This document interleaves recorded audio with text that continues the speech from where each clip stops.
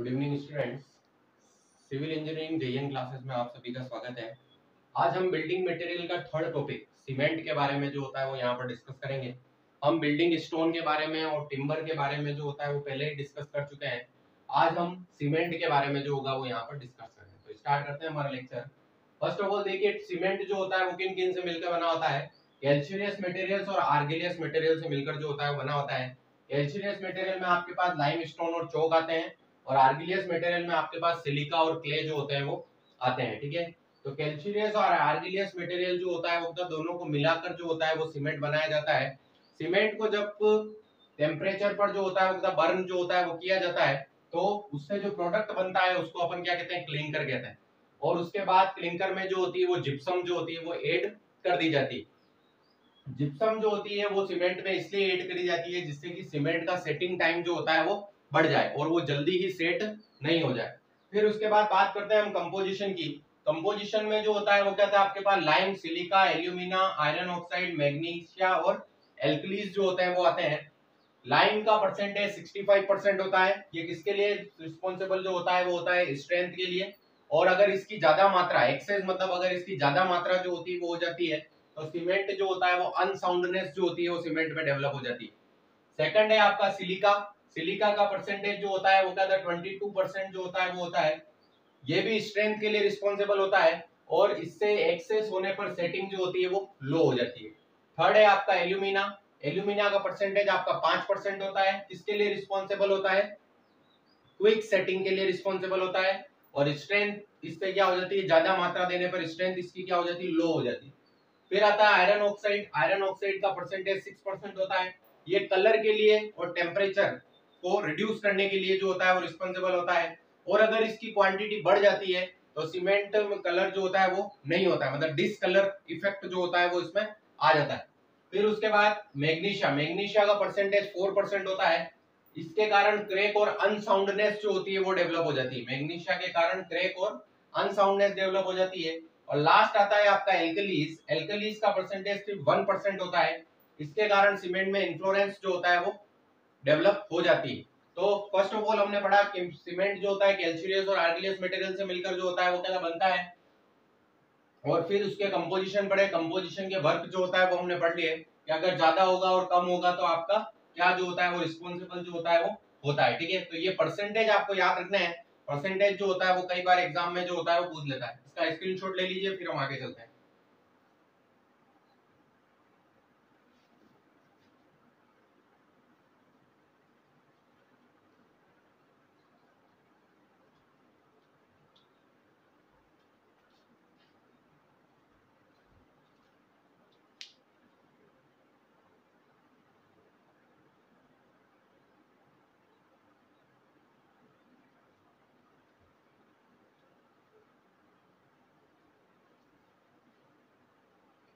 Next जो हमारे आता है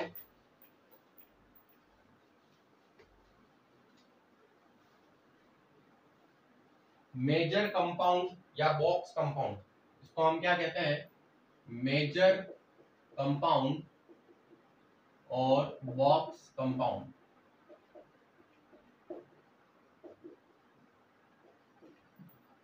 ठीक है,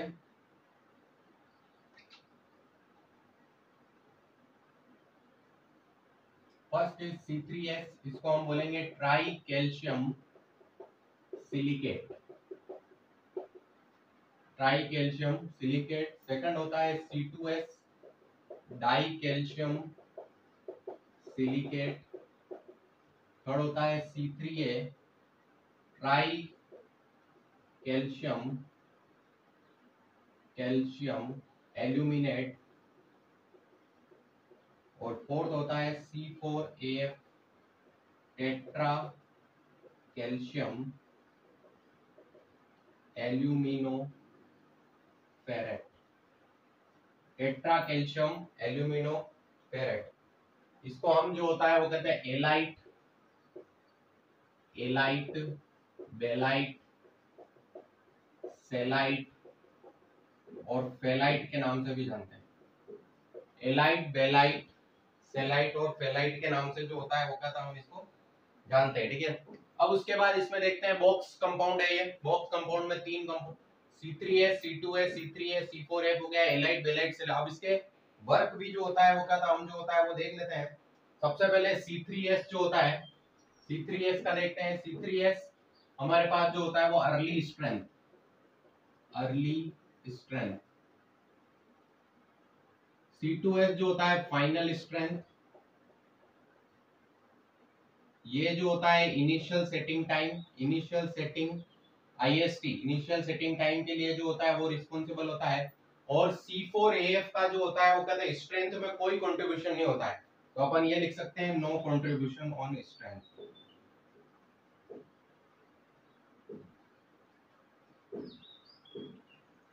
तो हम जो होता है देखिए वापस देते हैं, ये क्या कहलाते हैं, बॉक्स कंपाउंड एक तरह से जो होता है वो कहलाते हैं कि अर्ली स्ट्रेंथ के लिए हमारा C3H, फाइनल स्ट्रेंथ के लिए C2H, C3A initial setting time के लिए, और C4AF का जो होता है वो कहता है कोई भी कंट्रीब्यूशन जो होता है वो नहीं होता है। C3A और C4AF जो होता है वो कहता है उसकी मात्रा जो होती है वो सीमेंट में काफी कम होती है। C3S और C2S, C3S और C2S, C3H प्लस C2S, ये दोनों मिला के 70 से 80% सीमेंट जो होता है वो क्या था भाग में होते हैं। 70 से 80% भाग जो होता है वो कहते हैं इन दोनों का जो होता है वो कहते हैं आपके पास होता है। अब हम बात करें C3A और C4F की, तो C3A जो होता है वो सिर्फ रिस्पॉन्सिबल होता है अनडिजायरेबल प्रॉपर्टी के लिए। सीमेंट में जितनी भी अनडिजायरेबल प्रॉपर्टी होती है उसके लिए C3A जो होता है वो रिस्पॉन्सिबल होता है। स्ट्रेंथ का उससे कोई मतलब जो होता है वो नहीं होता है। एक बार आप इतना उतार लीजिए, फिर हम आगे चलते हैं।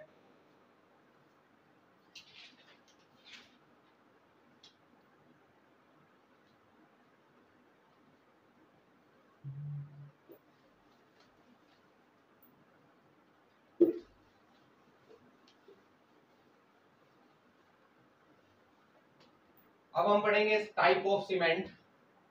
Type of cement, type of cement में सबसे फर्स्ट जो आएगा हमारा ordinary Portland cement. Portland, ordinary Portland cement जो होता है वो 3 ग्रेड में मिलता है, 33, 43 और 53 ग्रेड। अब इसमें जो आपकी जो स्ट्रेंथ आती है, इसमें हम जो होता है वो कहते हैं स्ट्रेंथ वाइज जो होगा वो क्या होगा इसको पढ़ेंगे। तो यहाँ पर हम लिख देते हैं 3 डेज, 7 डेज और 28 डेज। 3 डेज, 7 डेज और 28 डेज। यहाँ पर 16, 23 और 27, यहाँ पर आपका जो हो जाएगा वो 22, 33, 37 और लास्ट में 33, 43 और 53।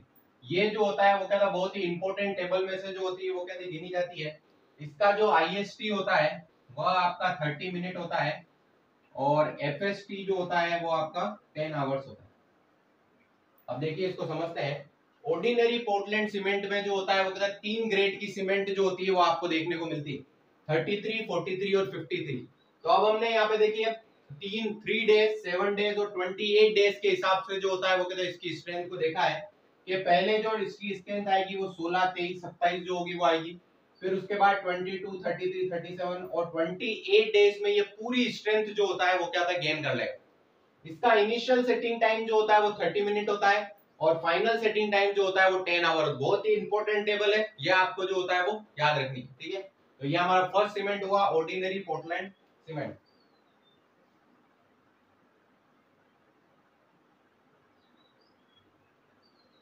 नेक्स्ट आता है हमारा rapid hardening cement. Rapid hardening cement. Second आएगा हमारा rapid hardening cement. Rapid hardening cement में C3S जो होता है वो ज्यादा होता है C2S के कंपैरिजन में, ठीक है। इसका यूज जो होता है वो रोड रिपेयर वर्क में किया जाता है, रोड रिपेयर वर्क में, और नॉट यूज मास कंक्रीट में इसका यूज नहीं किया जाता है। मास कंक्रीट में इसका यूज जो होगा वो नहीं किया जाए। इसका IST और FST भी 30 मिनट और 10 आवर। रैपिड हार्डनिंग सीमेंट में C3S आपका ज्यादा हो गया C2S से। यूज कहाँ किया जाएगा, रोड रिपेयर वर्क में, और कहाँ पर नहीं किया जाएगा, मास कंक्रीट स्ट्रक्चर में जो होता है वो कहता है इसका यूज जो होता है वो नहीं जो होता है वो किया जाता है, ठीक है। फिर उसके बाद जो होता है वो क्या होता है, ये नेक्स्ट अपने पास आएगा एक्स्ट्रा रैपिड हार्डनिंग। इसके नीचे ही देख लेते हैं, extra rapid hardening. Extra rapid hardening किससे बनता है? Rapid hardening cement plus 2% calcium chloride. ठीक है, rapid hardening, extra rapid hardening cement जो होता है वह जो होता है वो किससे बनता है? कि इसका use cold area, cold area में इसका आईएसटी जो होता है वो क्या होता है? 20 मिनट, और एफएसटी जो होगा वो आपका 10 आवर। बस ये चीजें आपको याद रखनी है, ज्यादा पूरा कुछ नहीं पढ़ना है। देखिए rapid hardening, extra rapid hardening में क्या हो जाएगा? Rapid hardening cement plus 2% calcium chloride, use आपका कोल्ड एरिया में, और आईएसटी 20 मिनट है, और एफएसटी आपका 10 आवर है। ये आप उतार लीजिए, फिर हम आगे चलते हैं। में जो होता है वो क्या था? Limestone, limestone plus bauxite. Bauxite जो होगा वह जो होगा लाइमस्टोन प्लस बॉक्साइट जो होगा वो यूज किया जाएगा। इसमें जो होगा वो आपके पास आईएसटी जो आपका हो जाएगा आईएसटी 4 आवर, और एफएसटी जो होगा वो आपका 5 आवर हो जाएगा। इसका उपयोग जो होगा वो क्या होगा? आपका अंडर वाटर टैंक में किया जाएगा। Under water tank, under water tank में जो होता है वो क्या होता है? इसका उपयोग जो होता है वो कहते किया जाता है। ठीक है, और इसमें C3A जो होता है वो एब्सेंट होता है। C3A इसमें नहीं होगा। C3A जो होगा वो इसमें, तो लाइमस्टोन और बॉक्साइट है, आईएसटी 4 आवर है, एफएसटी 5 आवर है, अंडर वाटर टैंक में यूज है, और C3A जो होता है वो क्या था? इसका एब्सेंट जो होता है वो होता है। ठीक है, अब उसके बाद सल्फेट रेजिस्टिंग पोर्टलैंड सीमेंट जो होता है, पांचवा आता है sulphate resisting, sulphate resisting Portland, Portland cement. इसमें आपके पास C3A, C3S और C2S दोनों ही मोर होते हैं। ठीक है, ये सीवरेज में जो होता है वो यूज किया है, सीवरेज कंडीशन में जो होगा वो आपका यूज किया जाएगा। कहां पर यूज किया जाएगा? यह आपका सीवरेज कंडीशन में, सीवरेज कंडीशन में जो होता है वो क्या होता है? आपका यूज किया जाता है। सीवरेज कंडीशन में या फिर मैरीन कंडीशन में जो होता है वो आपका यूज किया जाता है। सीवरेज और मैरीन कंडीशन में जो होगा वो आपका यूज किया जाएगा। ठीक है, तो सल्फेट रेजिस्ट C3S और C2S की मात्रा ज्यादा होती है। सीवरेज कंडीशन और मैरीन कंडीशन में जो होता है वो कहता है इसका उपयोग किया जाता है। ठीक है, नेक्स्ट अपने पास जो आता है, अभी एक बार इसका स्क्रीनशॉट ले लीजिए आप।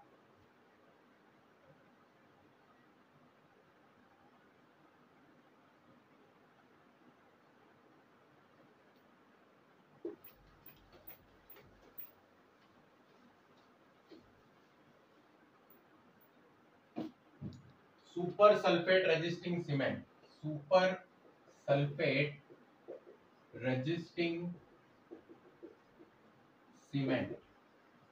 सुपर सल्फेट रेजिस्टिंग सीमेंट जो होता है वो आपका जो होता है वो क्या था? Slag, slag plus calcium sulphate, calcium sulphate plus cement, इन तीनों से जो होगा वो क्या बनेगा?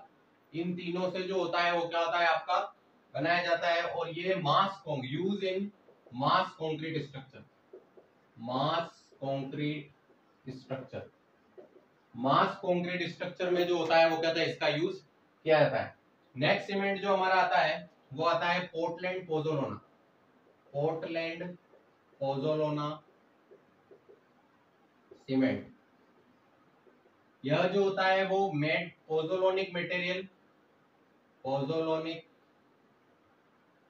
Pozzolana material, pozzolana material plus cement. ठीक है, अब पोज़ोलाना मटेरियल आपके कौन से हो जाएंगे? सुर्खी और फ्लाई ऐश। फ्लाई ऐश जो होगा, सुर्खी जो होता है वो किससे बनती है? लेस बर्न ब्रिक से, और ये जो होता है wastage of thermal power plant, wastage of power plant, wastage of power plant. तो देखिए यहाँ पे पोर्टलैंड पोज़ोलाना, पोज़ोलाना सीमेंट जो होता है वह जो होता है वो क्या होता है? Portland pozzolana cement pozzolanic material plus cement से बनाया जाता है।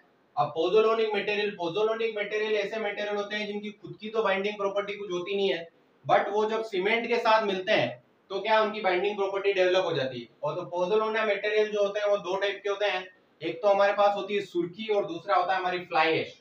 सुर्खी जो होता है वो क्या होता है, लेस बर्न ब्रिक होती है, और फ्लाई ऐश जो होती है वेस्टेज, जो पावर प्लांट पे जो वेस्टेज बचता है वो आपकी क्या कहलाती है, फ्लाई ऐश जो होती है वो कहलाती है। ठीक है, इसका उपयोग जो होता है वो क्या होता है आपका मास कंक्रीट वर्क में यूज, इसका जो होता है मास कंक्रीट और सल्फेट रेजिस्टेंस में किया जाता है। सल्फेट रेजिस्टेंस, मास कंक्रीट और सल्फेट रेजिस्टेंस में जो होता है वो कहता है इसका उपयोग किया जाता है। ठीक है, ये उतार लीजिए, फिर हम आगे चलते हैं।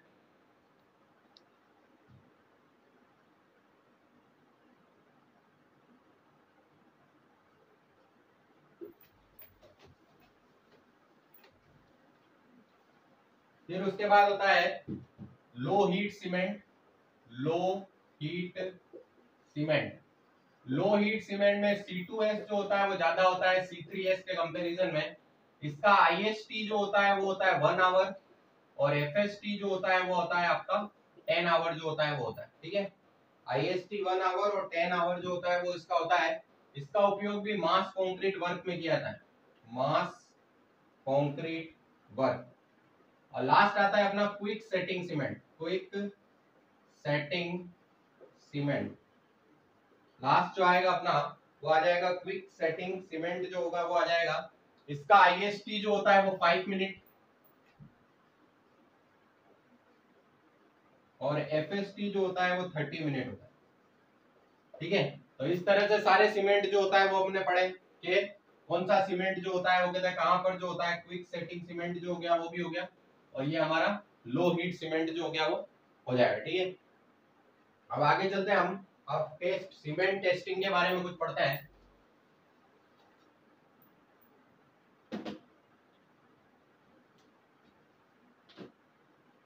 सीमेंट टेस्ट, सीमेंट टेस्ट सबसे पहले आपके पास आते हैं फील्ड टेस्ट।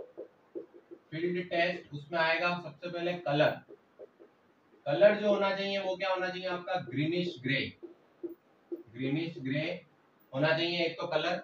फिर नो लम्प्स, दूसरा क्या होता है, नो लम्प्स नहीं होनी चाहिए। Feel cool, feel feel smooth and cool when touch, when touched, and floating, floating on water. अब देखिए क्या है, फील्ड टेस्ट में कितने कलर जो होता है वो तो क्या होना चाहिए, ग्रीनिश ग्रे होना चाहिए। कोई भी लंप, लंप मतलब छोटे छोटे ढेले जो अपने बनते हैं वो नहीं बनने चाहिए। फील कूल, जब हम उसको टच करते हैं तो हमारा जो होता है हाथों में जो होता है ठंडक जो होती है वो अनुभव होनी चाहिए। और फ्लोटिंग ऑन वाटर, जब हम सीमेंट को जो होता है वो कहता है पानी में डालते हैं तो कुछ सीमेंट जो होता है वो कहता है ऊपर की तरफ क्या रहना चाहिए, तैरता हुआ रहना चाहिए, एकदम वेट नहीं जाना चाहिए। तो ये आपके क्या हो गए, फील्ड टेस्ट जो होंगे वो हमारे हो जाएंगे। ठीक है, फिर उसके बाद आता है हमारा, ये बता लीजिए आप एक बार, ये बहुत इंपॉर्टेंट टेस्ट है।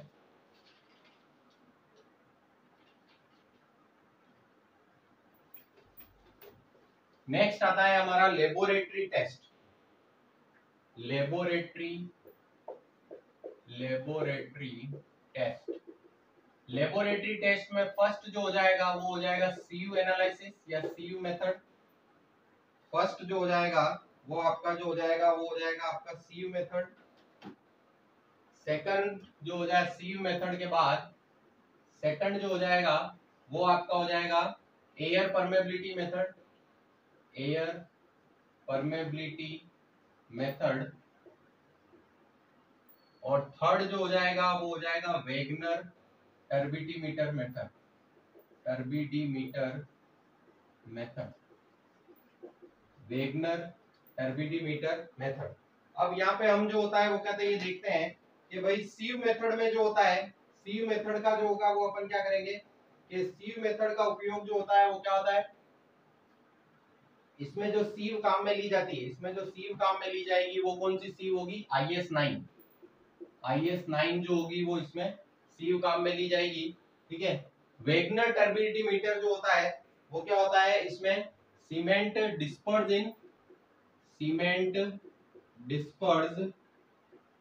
इन केरोसिन।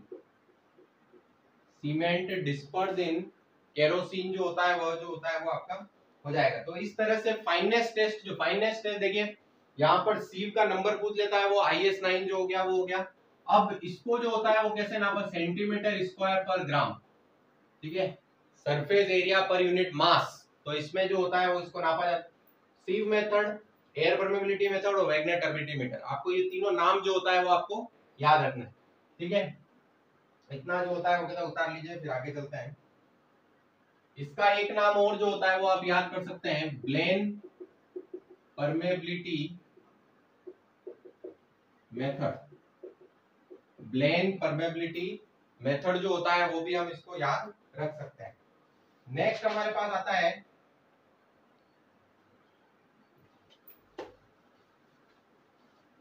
Consistency test. सेकंड आएगा हमारे पास कंसिस्टेंसी टेस्ट। कंसिस्टेंसी टेस्ट के लिए जो एपरेटस यूज किया जाता है वो होता है विकेट एपरेटस। डाया जो होता है नीडल का वो होता है 10 mm डाया, ठीक है। टॉप से 33 से 35 mm पेनिट्रेशन,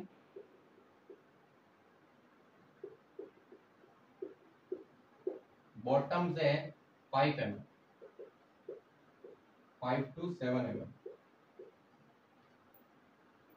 ठीक है। तो देखो क्या होता है, इसको हम स्टैंडर्ड कंसिस्टेंसी के नाम से भी जो होता है वो जानते हैं। इसको हम किस नाम से जानते हैं, स्टैंडर्ड कंसिस्टेंसी के नाम से भी जो होता है वो जानते हैं।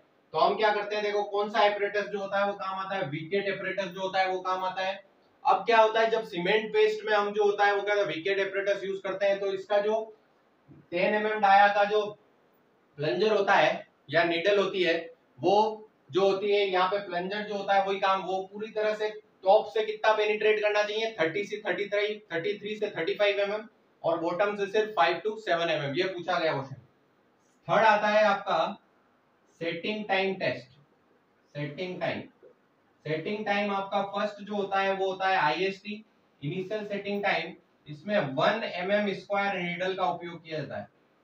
1 mm स्क्वायर नीडल का जो होगा वो क्या होगा, इसका उपयोग किया जाएगा। एपरेटस आपका क्या है, विकेटी है।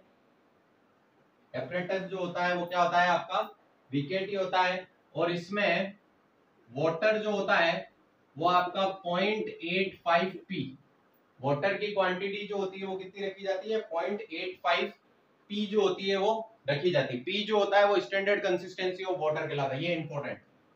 फिर फोर्थ टेस्ट जो आता है, फाइनल सेटिंग टाइम भी विकेट से ही जो होगा वो किया जाएगा। इनिशियल सेटिंग टाइम जो होता है जनरली 30 मिनट, और FST जो होता है वो 10 आवर जो होता है वो लिया जाता है। फिर चौथे पे चलते हैं। फोर्थ जो हमारा होता है वो होता है साउंडनेस। साउंडनेस का जो एपरेटस है वो है आपका ली चैटलियर जो होता है वो है। और इसमें वाटर 0.78 पी, 0.78 पी जो होगा वो मिलाया जाएगा। डिस्टेंस कितनी रहेगी दोनों पॉइंटर की, 10 mm डिस्टेंस जो होती है वो रहनी चाहिए। साउंडनेस में क्या होता है, दो पॉइंटर होते हैं, दो पॉइंटर के बीच की डिस्टेंस 10 mm से जो होती है वो कहते हैं आपकी ज्यादा नहीं होनी चाहिए। साउंडनेस ली चैटलियर जो होता है वो सिर्फ किसके क्या निकालने का काम आता है, लाइन। और ऑटोक्लेव जो होता है, ऑटोक्लेव आपका लाइन प्लस मैग्नीशिया दोनों निकालने के काम आता है। दोनों की साउंडनेस जो होता है वो निकालने के काम आता है। कंसिस्टेंसी टेस्ट में एपरेटस विकेट हो गया आपका, टॉप से 33 से 35 है, बॉटम से 5 to 7 mm है। सेटिंग टाइम दो तरह के होते हैं, इनिशियल सेटिंग टाइम और final setting time. Initial setting time में आप 1 mm स्क्वायर की नीडल जो होता है वो यूज में लेते हैं। एपरेटस आपका विकेट ही हो जाएगा। वाटर कितना है 0.85 पी। इनिशियल सेटिंग टाइम है 30 मिनट, फाइनल सेटिंग टाइम है 10 आवर। साउंडनेस के लिए जो एपरेटस यूज किया जाता है वो ली चैटलियर एपरेटस होता है। वाटर कितनी क्वांटिटी होती है 0.78 पी। डिस्टेंस दोनों पॉइंटर के बीच में 10 mm से अधिक नहीं होनी चाहिए। और ऑटोक्लेव एपरेटस यदि आप काम में लेते हो तो उसके लिए लाइम प्लस मैग्नीशिया जो होगा वो दोनों यूज में आएंगे, ठीक है। इसका आप स्क्रीनशॉट ले लीजिए।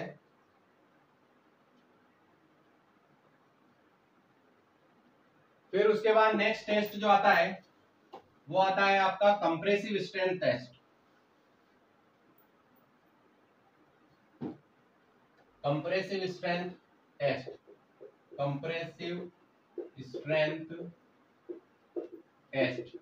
कंप्रेसिव स्ट्रेंथ टेस्ट में जो वाटर लिया जाता है वो होता है P/4 + 3%। P/4 + 3% जो होगा, इसमें क्यूब जो होते हैं वो कैसे बनाए जाते हैं, ठीक है। थर्ड होगा tensile test, tensile strength. Tensile strength जो होगा, इसमें जो आपका वाटर लिया जाएगा वह P/4 + 2.5% जो होगा वो लिया जाएगा। इसका अदर नाम जो होता है वो ब्रिकेट्यू टेस्ट के नाम से, ब्रिकेट्यू टेस्ट के नाम से जो होता है वो कहता है, इसको जाना जाता है। ब्रिकेट्यू टेस्ट के नाम से जो होता है वह जो होता है वो इसको जाना जाता है, ठीक है। फिर उसके बाद specific gravity, specific gravity.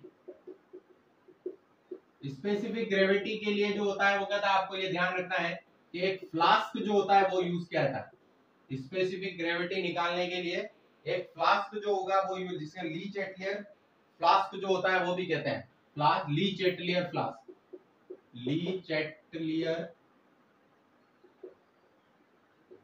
Flask. अब इसका जो स्पेसिफिक ग्रेविटी का फॉर्मूला होता है यूनिट वेट ऑफ सीमेंट,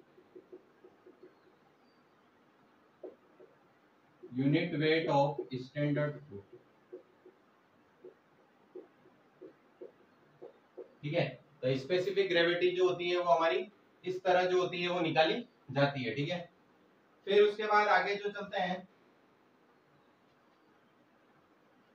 अब ये जो होता है वो हमारे सारे टेस्ट जो होंगे वो होंगे कि हमारे कौन से टेस्ट जो होते हैं वो कहते हैं यूज में जो होते हैं वो लिए जाते हैं, ठीक है। अब देखते हैं एक बैग सीमेंट का जो वेट है, एक बैग सीमेंट 50 केजी, उसके लिए जो होती है वो क्या 35 लीटर वॉल्यूम वाटर की जो होती है वो आवश्यकता होगी, वॉल्यूम। इसकी बल्क डेंसिटी हो जाएगी, बल्क